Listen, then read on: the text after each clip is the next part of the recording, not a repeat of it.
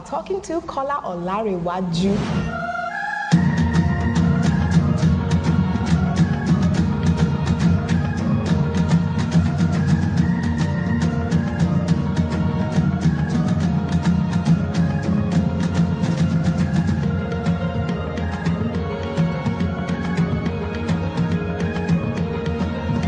How you doing, sir? I'm good. Looking fresh. Now, I like the denim jacket. It's light, perfect for the weather. I like the fact that there's another dark-skinned human being here. I'm dark-skinned. I'm sorry, both of y'all. I'm dark-skinned. He's the only one who's light. Like, shares this stuff. By the way, for those of you who don't know, Mr. Kolawole Olarewaju Yes. is a visual effects artist and you're an animator as well.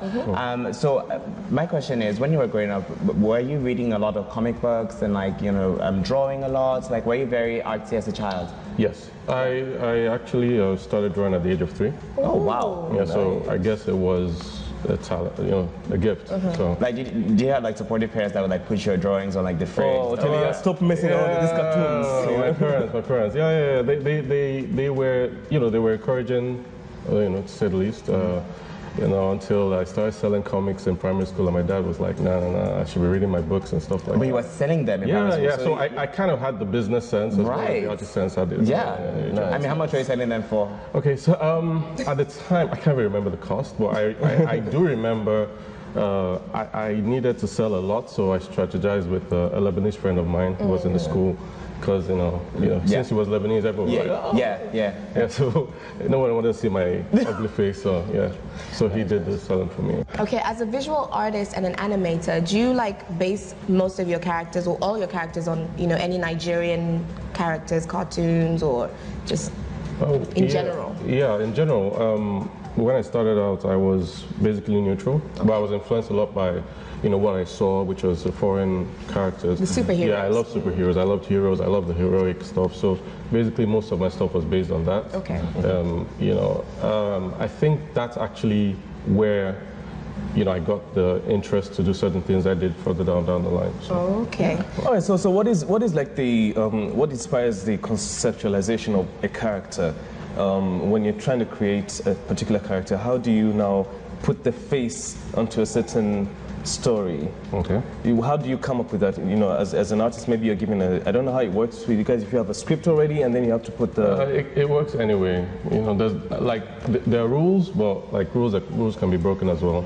And artists break rules. They break rules all the time. Yeah. So it kind of depends on what works for you.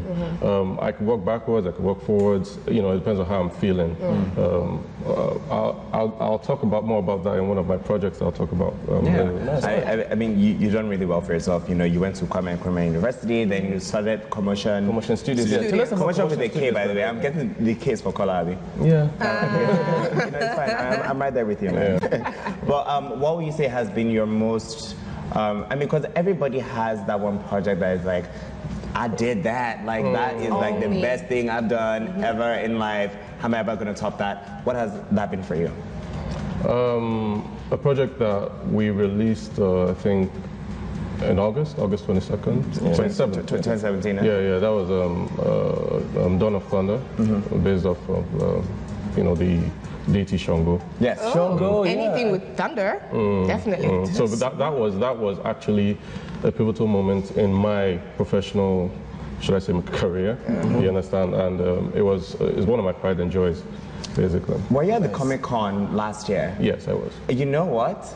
I saw that. Yeah. It was fantastic. I think there's actually a clip of me blocking everybody's view when they were trying to watch it. I was like this. I was like that. Like, move out of there. I'm like, I'm sorry, this is so good.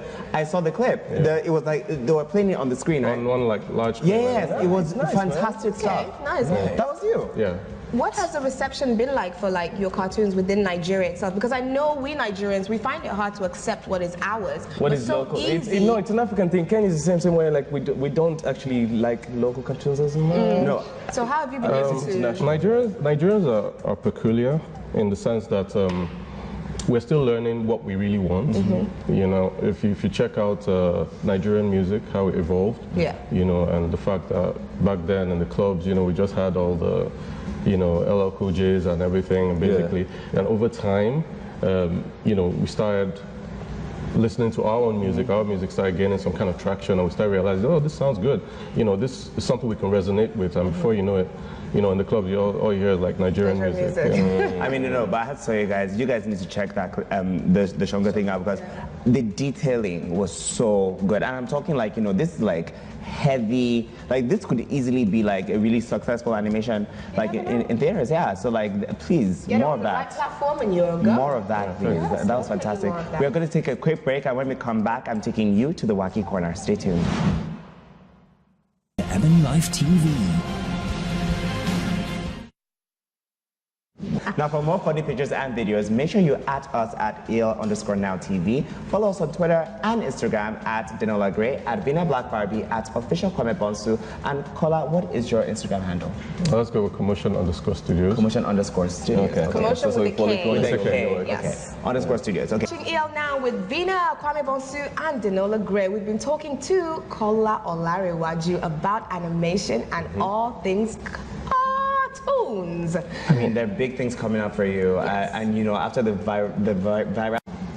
Basically, when we started out, I had a story, and I shared it with a few people, and like, okay, this is what I want to do, and people thought I was crazy, but then again, like, people knew me and kind of trusted my gut, like, okay, there must be something that's gonna come up. Yeah, exactly. Really good. So I didn't even know what would turn out, but I just said, we have to do it. Okay. So basically, I was saying, we'll start out with a proof of concept, kind of show people what we're trying to do, because there's a difference between talking about it and them seeing the product. You know what I mean? Yeah. So we basically said, okay, we're going to come up with a proof of concept, just 3 minutes, just for people to get a vibe of what we're trying to do. Like a little taste. Yeah, a little taste. Okay. Yeah. So tell us, like, how we were talking with Vina earlier about the expenses of animation, and that's why maybe some animators in Africa are struggling because of that. But what makes animation expensive for people at home who don't, they'll tell you, well, you don't need cameras, you don't need lights, you're just drawing. But what makes animation expensive?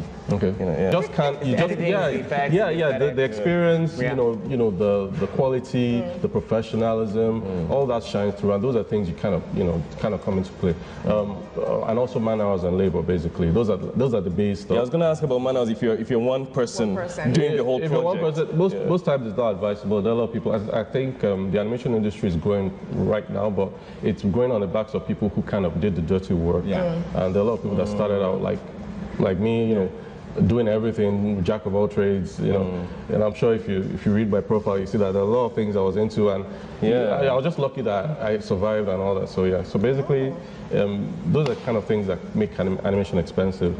But outside the country, it's more expensive generally. Well, yeah, definitely. You've done fantastic. Thank you for being here. Wait, Zena, what's happening on the show next week? Okay, so, next week you have to join us, of course. We have a whole lot of fun, just like today. But before we go, I want to know, what other projects are you working on, really quickly?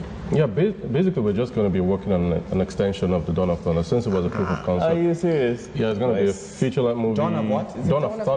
Shango? Yeah, Shango, Legacy of Shango, basically. We're going to work on a feature-length movie series, like a three-season series, basically, and a video game. So do make sure you keep us updated and invite us as well. No problem. Please. No, I'll definitely bother and if you need like a voiceover or anything, okay. I don't know. Plug. Thank you very much. I'm also available. I'm a voiceover artist. And speaking of vocals, here is a performance by Oxlade. We'll catch you same time, same place next week. Oh boy, Ox. Oh, bro, my no more, no.